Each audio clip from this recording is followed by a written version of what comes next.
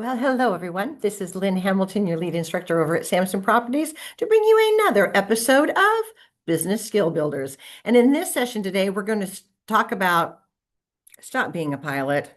Don't pilot here and then pilot here and then pilot back there and wonder why you're drowning in paperwork. So with that, let's go ahead, have some fun, and jump right on in. All right. So always, always, always, we want to thank our cardinal title because if you know, you know. And I have my cardinal there, plus another one there, plus another one there. So, yes, I do like my cardinals, and you know why. All right. So, does this relate to you? Have you ever had your desk with piles up to here and wondering how you're going to get out of them? Just take a moment and enjoy that little screenshot there because I thought it was a good one. All right, so let's go ahead and talk about how to stop piling stuff from here, there, and everywhere. So there's 10 reasons or 10 ways that real estate agents or anybody else can take control of the paperwork. First, get every piece of paper a home. So if the paper doesn't have a designated place, it's going to become a pile. Creating specific locations for specific things is going to help keep your sanity. So current transactions, another area for prospects and leads, bills and receipts, educational information and reference material, and personal paperwork. The rule is don't put it down, just put it away where it belongs. And I know we've all heard this for home as well, but it applies to the office as well. All right, so number 2 on the list is use the daily 4D rule. Every piece of paper that hits your desk gets one of 4 directions. You're either going to do it and handle it now, you're going to delegate it to someone else who can handle it, you're going to digitize the file, or you're going to dump it. So the question is, do I really need to be the one that's handling this, or can it be deleted and dumped? All right, so another option is using your desk as a filing cabinet. Yeah, your desk is a workspace, not a storage space. So at the end of every workday, take 5 minutes to clear it off, to reset the desk for the next day. Tomorrow's productivity begins with tonight's cleanup. And that's going to help you walk into the office fresh and ready to go. All right, so number 4 on the list is create one action spot. I've got mine over here on the right-hand side because I'm right-handed. And if you're left-handed, it's probably going to go to your left. But it's okay to have papers that are still there that need attention, but have one designated place for them. It could be just a spot. It could be a cute basket. It could be a cute, filing bin. Just have one spot for everything that needs attention or action. That will also help keep your sanity. Separate active from archive. A lot of things we need to keep, it doesn't need to be in our space, but it just needs to be and go into our archives. So active is what you're currently working on. Archives is something that is completed and is ready to be filed away, but you need to retain it. So keep that in mind. Next on the list is either scan it or don't store it. Ask yourself, do I really need the physical copy of this? Or can I scan it digitally and just have it filed away digitally? So when you do a scan, it's going to scan it usually from the copy machine. You can scan it to yourself, and it's going to come across with a scan and a number. Instead, if you are able to program it into the machine as it's getting scanned before you hit start, or when it comes in and you open it to save it using the date, the client name, and what it is going to, again, allow you to be able to retrieve whatever documents you might be looking for without having to open them, see what it is, and then go on to the next. So that's going to be a great time saver as well. Create a simple digital filing system. Now, just like file folders on your desk, you got them labeled as to what they are, but do that digitally as well. There is nothing worse than seeing an agent's or someone's desktop and it's just covered in files. and they have no idea what's there, where it is. Same thing with digital photos. Some people have them saved to their desktop, and I just want to go, really? Let's put them in a folder and keep them nice and neat. So creating a digital filing system is going to be just as helpful as having it, the paper ones as well. So on your real estate business, you've got clients, you've got transactions, you've got prospects, you've got marketing, you've got education, you've got business expenses, and you've got templates and forms. And by saving them and naming them as to what they are, it's going to allow you to retrieve them faster and easier. Number 8 is stop printing everything.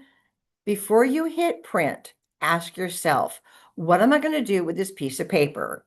Do I really need to have it in a tangible, my fingers on it, or can I just save it as a digital and have it filed away? Less paper coming in means less paper that you need to organize later. Next is schedule a weekly paperwork power 15. So put 15 minutes on your calendar every week. Clear your desk, empty the action folder, scan any documents that need to be scanned, shred anything that needs to be shredded, file what you need to retain, review everything else that's waiting for action, and a small weekly maintenance prevents the dreaded 3-hour paperwork cleanup that's going to develop over time. All right, and 10, don't organize what you should eliminate. That is a big one. Before buying another filing cabinet, filing folder, basket bin, or organizer, ask yourself, why am I keeping this? Do I really need to keep it? And if you do, then it's okay. But ask yourself that question ahead of time. The goal is not to organize more paper. The goal is to have less paper to organize. And by the way, if you've had stuff, let's say training materials or ideas or support documents or God knows what, and you've had them filed away for, I'm going to say 5 or 10 years, I'm going to guess they could probably get destroyed. I know that it is easy for it to pile up, but stop and ask yourself, can I retrieve this online? Can I Google it? Can I get it somewhere else? Do I need to still keep that? If not, in the trash can or recycling bin it goes. Obviously, if there's delicate personal information on it, make sure it goes into a shredder, not just in the trash. All right, so here is your 5-minute desk challenge. Before you leave the office today, whatever day it is you're listening to this, take 5 minutes at the end of the day and throw away or shred 10 unnecessary pieces of paper. File 5 things you've been putting off. Find a place for them other than on top of your desk. Scan 3 documents you don't really need to have physically, but you still need to hang on to them. Now, create 1 designated action folder or spot on your desk, and then clear 1 entire section of the desk. Tomorrow morning, give yourself the gift of walking into a clean workspace. Now, speaking of workspace, we covered this in Jumpstart, I want to say session 2. It talks about your workspace. When you put your arms to your side and you kind of move your hands back and forth like this, that is what's called zone 1 or section 1. That is everything you need at your fingertips every minute that you're working. Obviously, your computer, your keyboard, your mouse if you're using one, your phone, maybe your drink, maybe your notepad or calendar, and a pen or pencil or highlighter right at your fingertips. That's zone 1. Zone 2 is the stuff that's further out. You need to be able to reach to it, but you don't need it cluttering up your zone 1. Those are things you need to get to, maybe once or twice during the day. They need to be close, but not in zone 1. Zone 3 is all about what is the further away. You could slide your chair or slide back and get it. It may be a file cabinet drawer. It may be a bookshelf. It's there, but it's not cluttering up your immediate workspace. You need to have it handy because you may need to pull it once or twice a month, but you don't need it in your work zone. And then zone 4 of your workspace. It's when you look up from your computer, what is the visual that you're seeing around your space? Is it something that you can look at and smile? Is it a piece of artwork? Is it your message board? Is it your challenge board? Is it your words of wisdom? What is it that when you look up, it's going to bring you a smile? That is how you break down and have the most effective and efficient workspace into zones 1, 2, 3, and 4. Hope that helps. Give it a try. All right, so let's take a minute to talk about business planning ideas and to-dos with using a spiral notebook. Now, in closing down and wrapping down the section on your desk, is piles are usually delayed decisions. You're not quite sure what to do with it yet, and so you just pile it and set it aside. Now you've got some tips to overcome that. So now let's go ahead and move on into the spiral notebook. Now, I believe again it was session 1 or 2 of Jumpstart, where I taught our Samson agents how to best use a spiral notebook. I've got one right here. I'm going to pull it right out so you can see it and reference it as well. Now, this is the size that I like. It is smaller than an 8 by 10 or 8.5 by 11. And guess what? If your purse is big enough, it will slide down in your purse if you need it to go. You can get these at any office supply, any store, Walmart, Target, you name it, they've got them, Five Below. Again, just find one that you like. This one particularly had different color branding on the sidebar, so it was easy to divide it into sections. Now, you can also get these cute little Post-it notes. There you go. Can you see that? These happen to be metallic across the top color bar. You can get these, you can get them in regular size. You can get them anywhere that sells office supplies. You can get the pastels. You can get the neon colors. You can get the primary colors. You can get the glitter. I got all of the above over time, and they're fun to use. So those come in handy as well. So one notebook, one system, everything goes in it. So here are the top 10 organizing tips and tricks that you can do to help get your notebook organized and in place.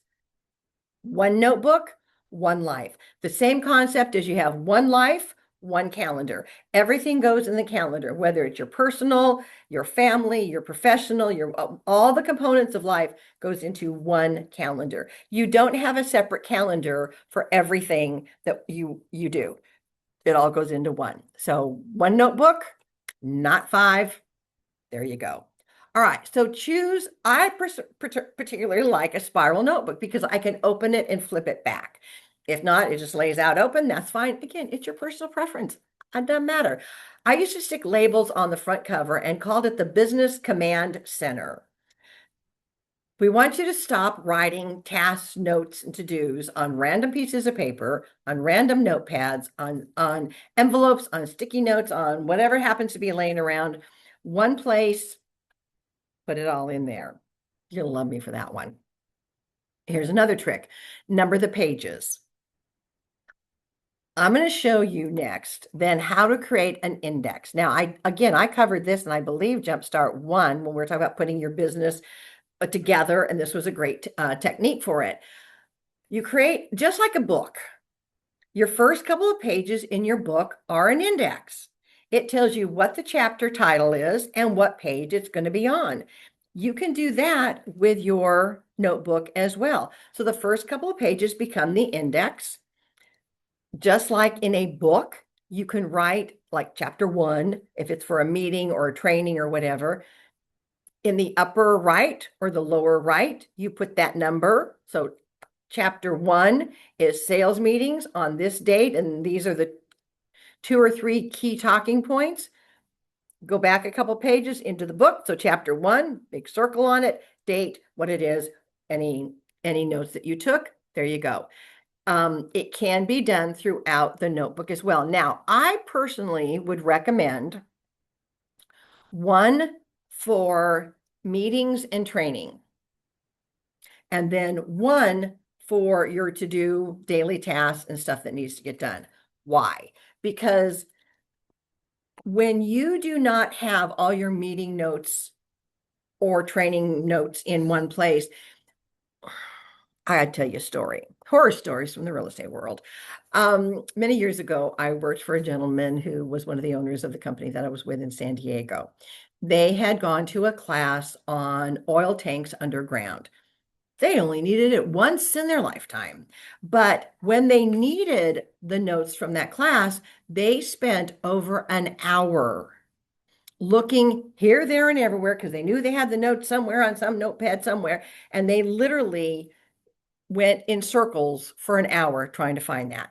That is when I went out, bought them in the spiral notebook, set it up for them, and then any meetings or notes they took from that point forward all went into the one book. Made their life and mine a whole lot easier. You can also have one for your running to-dos. Now, typically, if you've got one for meeting notes and training, it's going to last you probably 6 months or the entire year. And yes, I've kept some of my old ones because once in a blue moon, I've needed to go back and double check. If I found that it's been 6 months or a year and I haven't had to pull it out of my archive drawer in the back, then when I set up and clean up again, it's going out because I don't need it anymore. Because either the information is outdated, I can find it online. There you have it. All right. Now, on a tip on if you're taking notes from a class, at the bottom, create yourself a line with 3 lines of what are the to-dos, what are the takeaway from that particular class or meeting that you were at. What is the thing that needs to get done that's on your plate to get done and make sure it's completed. All right.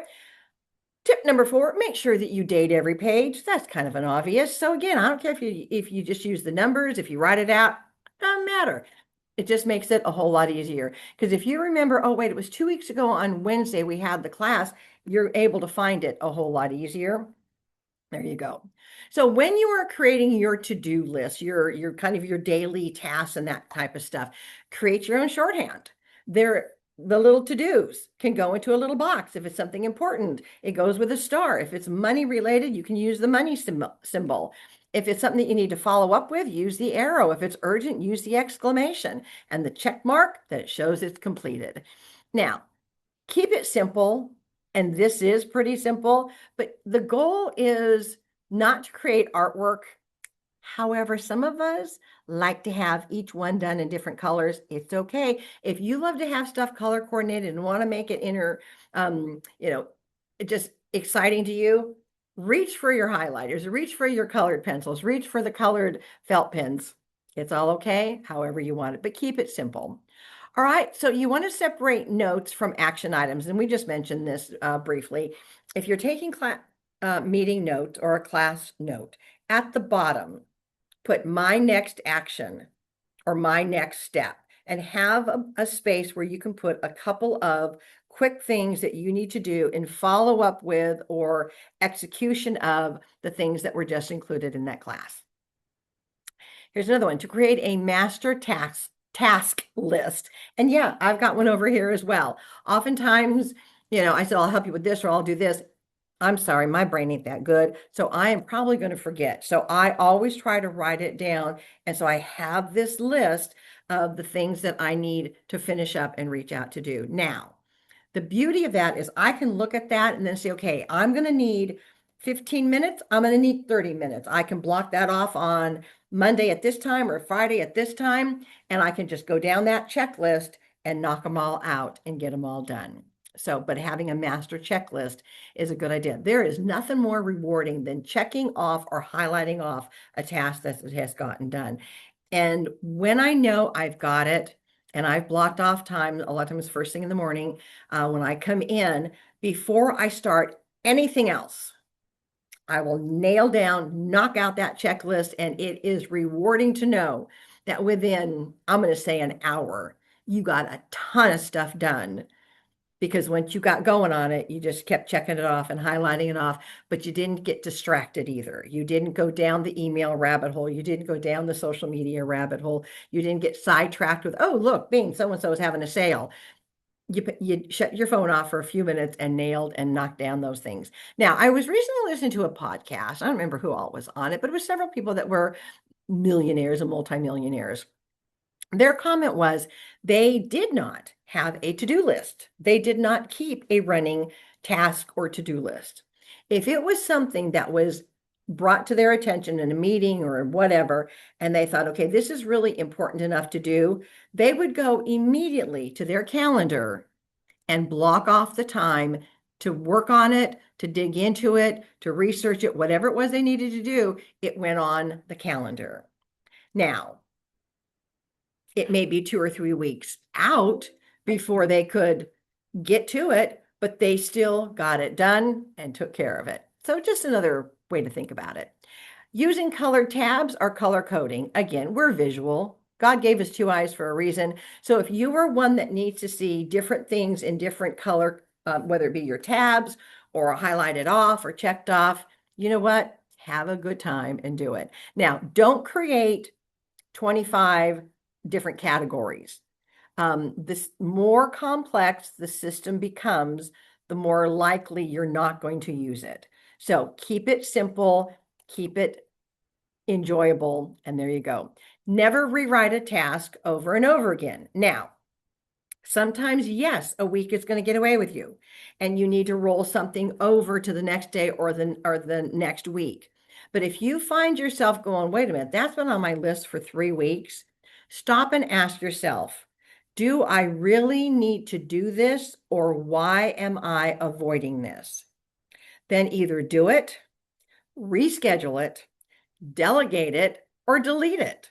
If it's not that important and it's rolling over, rolling over, rolling over, ask yourself, why am I avoiding doing this? Or do I really need to do it? Or if I have an assistant, is there somebody else that can do it? Repeatedly rewriting something is not always productive. Okay, here is your 5-minute notebook review every day. Before you end your workday, check off completed tasks, make sure they've been checked off. Move unfinished priorities to the new list if you're starting a new list over. Reschedule anything or schedule anything that may need a specific time to get it done. If you see you've got 5 phone calls that you need to make, and let's say it's a mix of personal and the vet and the eye doctor and the whatever, put those all together. Look at your calendar and say, okay, I need 20 minutes to do that. Put it on your calendar to block off 5 minutes for those calls. Come in and knock them out and get them all done. So schedule anything that needs specific times to get them done. Review the follow-ups. Identify what are the top 3 things tomorrow that come heck or high water you need to get done. And guess what? These things tie into what we do on Monday morning. Our Monday morning boost call is about identifying what your week looks like, what slots you're going to be working, what needs to get done, and what are the top 3 things that, in fact, you need to get done either that day or that week. Close the notebook knowing exactly where your tomorrow will begin. And that way you can go home, have a refreshing night's sleep, and be ready to hit it tomorrow. Okay, your notebook is a capture tool, not a calendar. If something needs a specific time to get it done, or a meeting or planning or whatever, put it on your calendar. If someone needs follow-up on a specific date, put it on your calendar. Don't trust yourself to remember that, oh yeah, I need to go back 15 pages in my notebook to find something I was wanting to finish off or to do or give so-and-so an update. Have it fresh, have it down. So you write it down, decide what it means, put it where it belongs, and then take action. All right? So don't let your notebook turn into the graveyard of good intentions. Today is a good day to get things done. You dream, you plan, you do. And what needs to be rolled over, it's okay. roll it over. So focus and plan, take action and repeat. Rest in peace. Thoughts I meant to do. All right. So with that in closing down, remember, I don't care what you know. I want to know what you're doing with what you know. Hopefully you can take these tips and put them into action and make it a valuable part of your day-to-day business and life as well. I'll be posting this, as you probably found, on my Agent Resource Center page of my website under the Listen and Learn tab. Make sure that you subscribe so that you get noticed with a quick ping next time we post something new here at Samson. Also, make sure that you like and put a nice comment. We only do nice comments. All right. So then one other challenge for you. Since you've listened to this and obviously picked up one or two tips, go ahead and put it on your Facebook. It's great for your clients to see that you are still engaged in learning, but it's also good for the other agents to go, oh, wait a minute, what did I miss? There you go. Share it with friends. And with that, again, remember, here at Samson, we have Jumpstart and the learning trails. It's going to give you the path that you need to build your business and the learning. We have Monday Morning Boost at 10:30. And then every Thursday, we have not one, but two amazing sessions for you. First one at 1 o'clock is the Business Skill Builders. It is a different topic every week. And then the Thursday at 2:30, we're going to talk about mastering your marketing or marketing mastery. We are going to take the 25 possible marketing pillars that you have. We discussed that in Jumpstart session 4, by the way, and take a deep dive into each one every Thursday, 2:30. It's a different topic again every week. So with that, my friends, we're going to say class dismissed. And again, I don't care what you know. I don't know what you're doing with what you know. Go share on Facebook or your social media what you learned from this class. Tell your colleagues and your other agents they need to join us next week as well. And with that, class dismissed. I'll see you soon. Bye for now.